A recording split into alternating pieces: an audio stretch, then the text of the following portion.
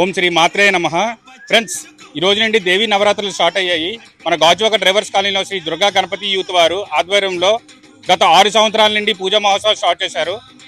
చూడండి, ఈ రోజు బాల త్రిపుర సుందరి అలంకారంలో ఉంది. రోజుకి 11 రోజు ఒక్కొక్క అలంకరణ ఉంటుంది. రోజు ఒక అలంకరణ చూపిస్తాను, నాతో ఫాలో అవ్వండి. జై భవానీ.